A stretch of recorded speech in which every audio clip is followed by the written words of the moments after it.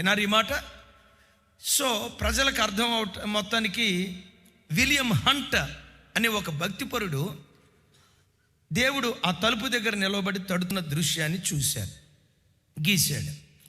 దానికి అద్భుతం, ప్రపంచమంతా అబ్బా ఈ ఫోటో చాలా బాగుంది, చాలా బాగుంది, ఎంత అద్భుతంగా ఉందంటే అబ్బో దీన్ని వివరించలేం అని ఓ రకంగా ఫస్ట్ ప్రైజ్ దాకా వెళ్ళింది. ఆ రోజుల్లో గీసిన బొమ్మల్లో ఫస్ట్ ప్రైజ్ దాకా వెళ్ళింది. మొత్తానికి ఈ ఫస్ట్ ప్రైజ్ దాకా వెళ్ళింది, ఫోటో చాలా బాగుంది, అద్భుతంగా గీశాడు విలియం హంట్. ఈలోపు ఒక ఆయన అన్నాడు, లేదు లేదు లేదు లేదు లేదు, దీనికి పొర్రపాటున ఫస్ట్ ప్రైజ్ కాదు కదా, ఫోటోగా పరిగణించడానికి కూడా దీనికి అవకాశం లేదు. ఎందుకంటే ఆ ఫోటో గీసిన అతను సెన్స్ లేకుండా గీశాడు.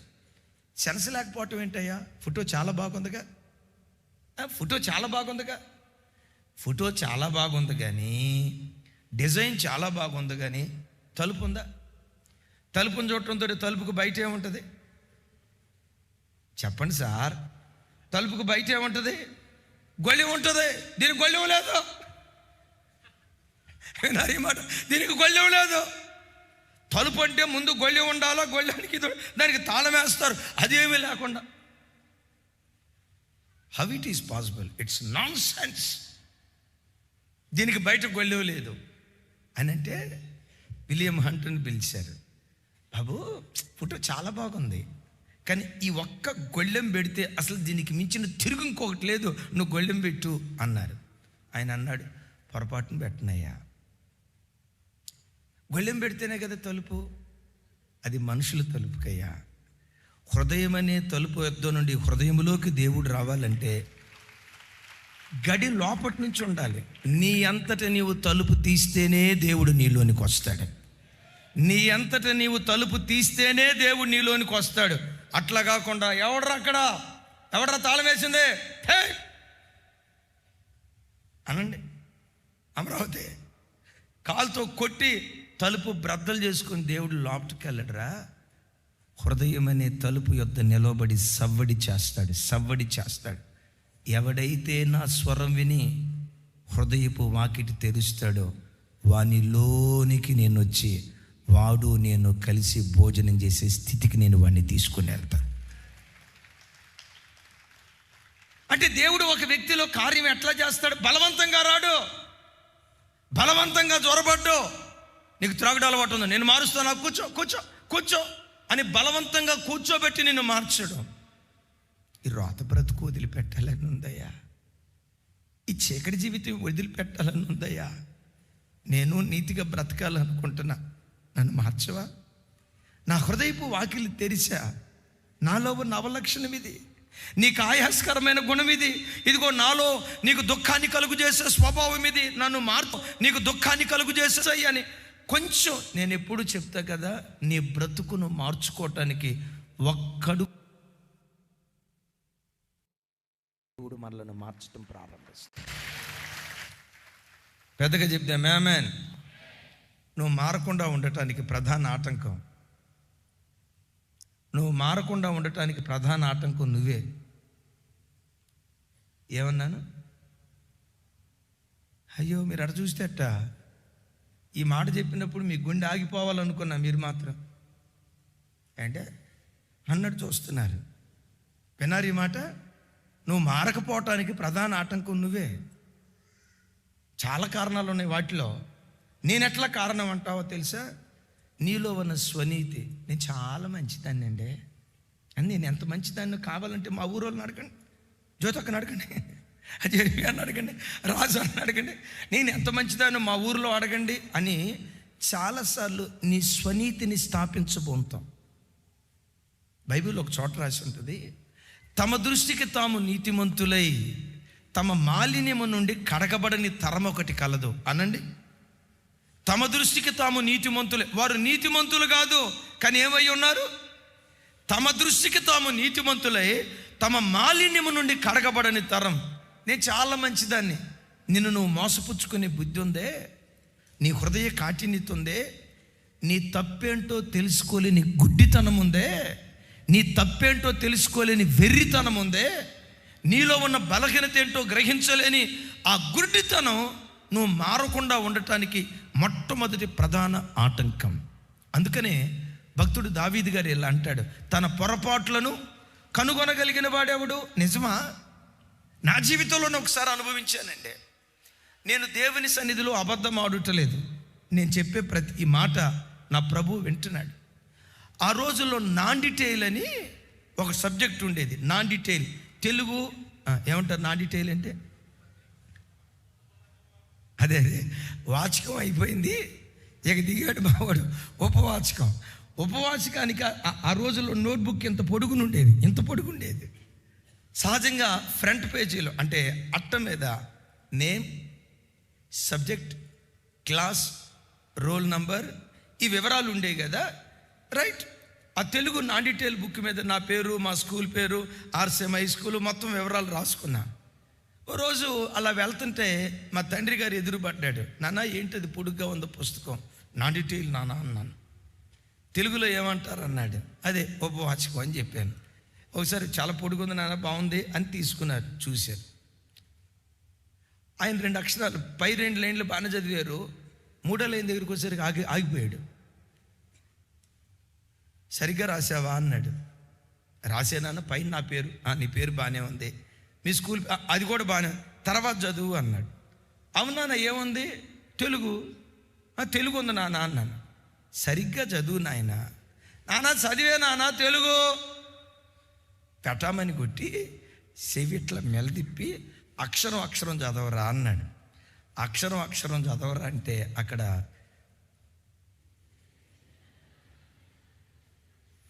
ఏమి చెప్పదు. తెలుగు కాదు అక్కడ రాసి ఉంది, తెగులు. తెగులు. విచిత్రం. తెలుగుకు తెగులు వచ్చింది. తెలుగుకు తెగులు వచ్చింది. కానీ నా దృష్టికి అట్లుందో తెలుసా? తెలుగు సరిగ్గా తెలుగు సరిగ్గా తెలుగు చదివేనా? నిన్ను నువ్వు బోతద్దం పెట్టి పరీక్షించుకుంటే తప్ప వార్చివార నువ్వేంటి అది నీకు అర్థం కాదు. నీకు అర్థమైనప్పుడు ఏనాడైతే ప్రభువా నన్ను మార్చు అని దేవునికి కొంచెం నువ్వు సహకరిస్తే, నేను మరలా చెప్తా, ప్రపంచంలో ఎవ్వరూ బ్రతకలేనంత అద్భుతమైన వ్యక్తిగా, ఒక అద్భుతమైన కళాఖండంగా నేను చెక్కటం దేవుడు ప్రారంభిస్తాడు. ఒక అద్భుతమైన వ్యక్తిగా నిన్ను రూపించటం ప్రారంభిస్తాడు. నంబర్ 1, నువ్వు అవకాశం ఇస్తే, అవకాశం ఇచ్చిన తర్వాత మనకు తన సారూప్యాన్ని, తన పోలికనివ్వటానికి తన అందమైన సొగసును కోల్పోయిన యేసుక్రీస్తు వారు, రెండవది మనలో తన రూపాన్ని ఎలా ఏర్పరుస్తాడయ్యి అంటే వాక్యం ద్వారా. అందుకని బైబిల్లో ఒక మాట చూస్తాం కదా, నా వాక్యము అగ్ని వంటిది కాదా, బండలను సైతం బ్రద్దలు చేసే సుత్తి వంటిది కాదా నా వాక్యం అంటాడు. వాక్యం సుత్తి లాంటిది. ఒక శిల్పకారుడు బండరాయిని అద్భుతమైన కళాఖండంగా చెక్కాలంటే ఆ శిల్పకారుడి చేతిలో ఏముండాలి? సుత్తి ఉండాలి, ఉలుండాలి. ఉంటేనే దానితోనే చక్కగా చెక్కగలుగుతాడు. ఆ శిల్పకారుడికి సుత్తి ప్రధాన శిల్పి అయిన యేసుక్రీస్తు వారు వాక్యమనే సుత్తి తీసుకొని ప్రతి దినం నిన్ను చెక్కుతా ఉంటాడు, నిన్ను చెక్కుతా ఉంటాడు. ఆమేన్. ఎలా చెక్కుతాడో ఆ వాక్యం మన జీవితంలో ఎలా పనిచేస్తుందో చూడండి. ఆ మాట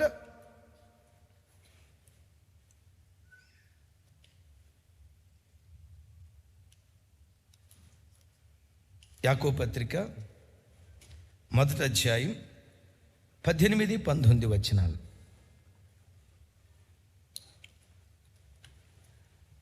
నాతో కలిసి, ఆయన తాను సృష్టించిన వాటిలో మనము ప్రథమ ఫలముగా ఉండునట్లు సత్యవాక్యము వలన మనలను తన సంకల్ప ప్రకారము కనెను. నా ప్రియ సహోదరులారా, మీరు ఈ సంగతి ఎరుగుదురు గనుక ప్రతి మనుష్యుడు వినుటకు వేగిరపడువాడును, మాటలాడుటకు నిదానించువాడును, కోపించుటకు నిదానించువాడునై ఉండవలెను. ఎందుకనగా నరుని కోపము దేవుని నీతిని నెరవేర్చదు. అందుచేత సమస్త కల్మషమును, విర్రవీగుచున్న దుష్టత్వమును మాని లోపట నాటబడి ఎక్కడి నుంచి పెద్దగా చెప్పండి. మీ ఆత్మలను రక్షించుటకు శక్తిగల వాక్యమును సాత్వికముతో అంగీకరించుడి. చప్పలు కొడితే సైకు స్తోత్రాలు చెప్దాం. హల్లెలూయా. అసలు ఆ ముగింపు పదజాలం చూడండి, ఎంత అద్భుతంగా భక్తుడు మాట్లాడతాడు. ఏమంటాడు? మీ ఆత్మలను రక్షించుటకు శక్తి కలిగిన వాక్యం. ఈ వాక్యం ఎలాంటిదట? శక్తి కలిగింది. ఏంటి వాక్యంలో ఉన్న శక్తి? మన ఆత్మలను. ఏంటి వాక్యంలో ఉన్న శక్తి? రక్షిస్తుంది. ఎక్కడి నుండి? నరకాగ్ని నుండి. నీ ఆత్మ పాతాళ వేదనకు గురి కాకుండా, నీ ఆత్మ నరకంలో పడిపోకుండా ఒక క్రైస్తవుని చెప్దాం ఆమేన్. కొంచెం గట్టిగా చెప్దాం ఆమేన్. సో ఇలాంటి శక్తి కలిగిన వాక్యం మన దగ్గరకు వచ్చి ఆత్మలో ఉన్న కపటమేంటో, ఆత్మలో ఉన్న దోషమేంటో, నీ ఆధ్యాత్మిక జీవితంలో ఉన్న నీ పొరపాట్లేంటో వాక్యం అనే అర్థం నీకు తెలియచేస్తుంది.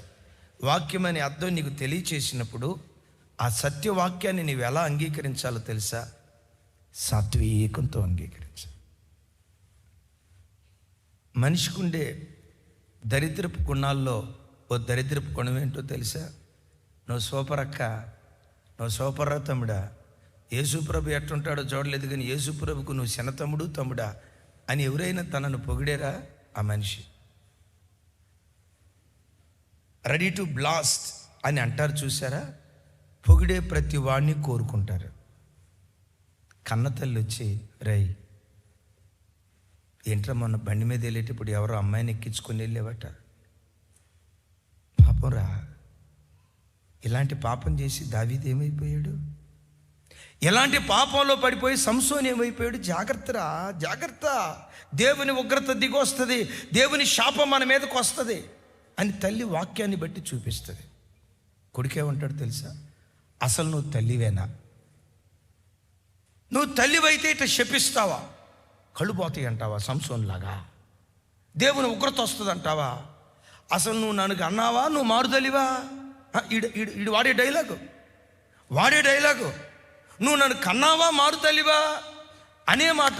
తల్లివైతే ఈ శాప మాటలు మాట్లాడతావా? మేలు కోరిన తల్లి వాడికి శత్రువు అవుతాడు. వాడు ఏం చేసినా రాజాతి రాజా, రాజగంభీర, రాజమార్తాండ, నువ్వు సూపర్రా అని అన్నవాడు మాత్రం he's my closest friend, thickest అనండి అవుతాడు. అబ్దుల్ కలాం గారు ఒక మాట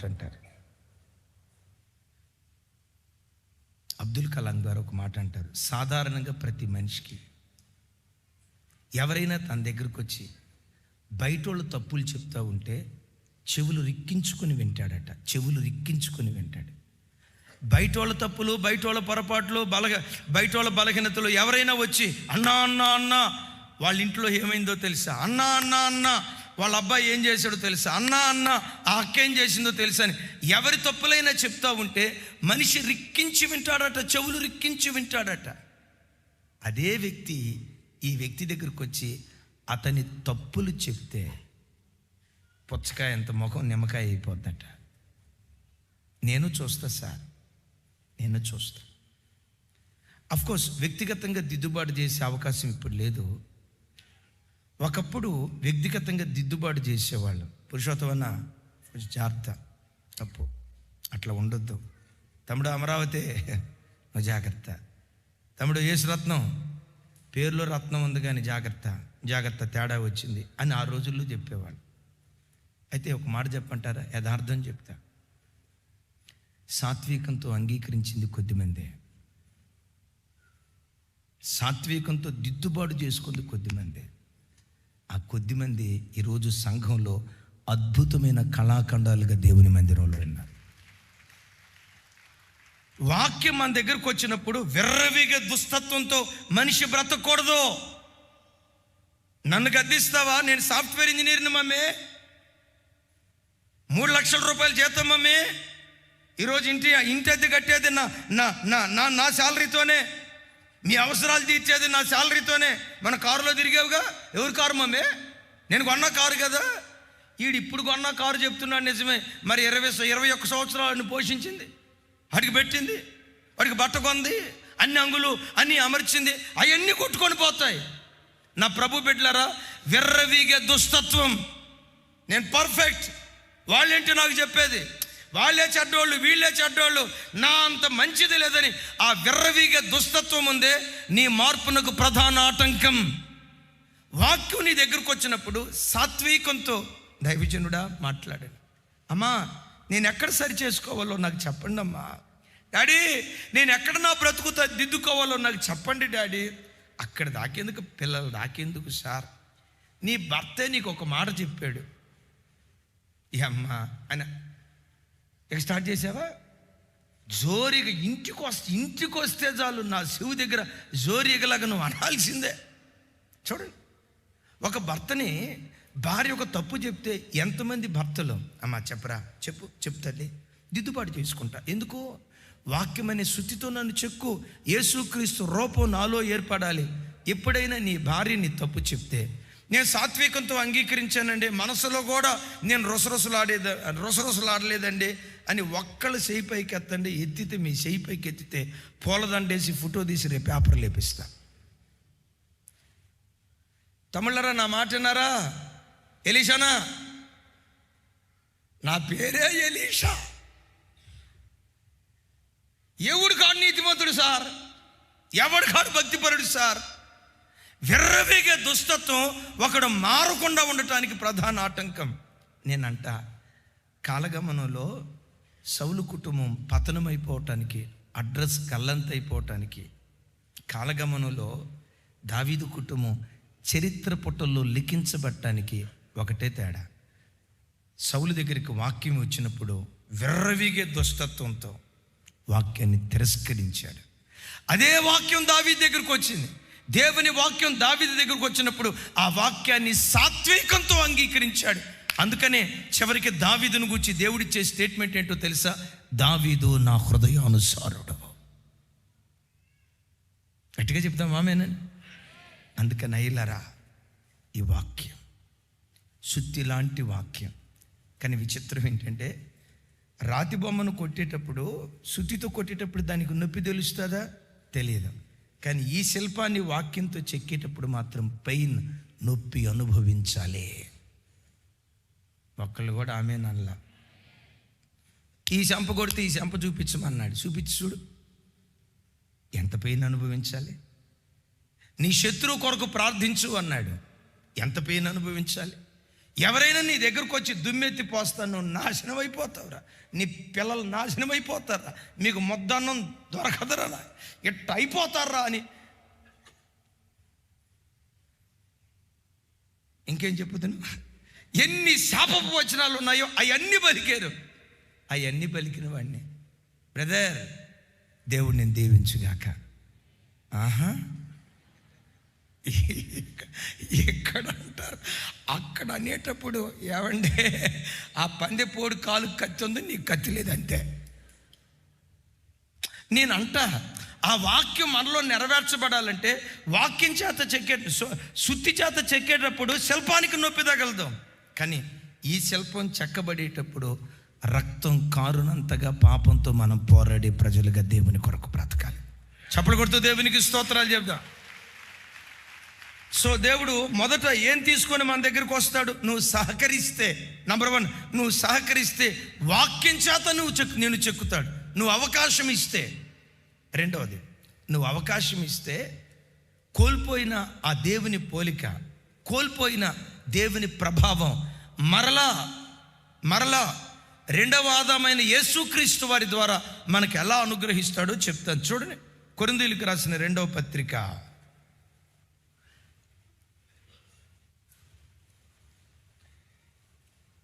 3వ అధ్యాయం 17-18 వచనాలు. 17-18 వచనాలు నాతో కలిసి చెప్పండి. ప్రభువే ఆత్మ, ప్రభు యొక్క ఆత్మ ఎక్కడ ఉండునో అక్కడ స్వాతంత్రం ఉండును. మనమందరమును ముసుగులేని ముఖముతో ప్రభు యొక్క మహిమను అద్దము వలె ప్రతిబింబింపజేయచ్చు, ప్రతిఫలింపచేయచ్చు, మహిమ నుండి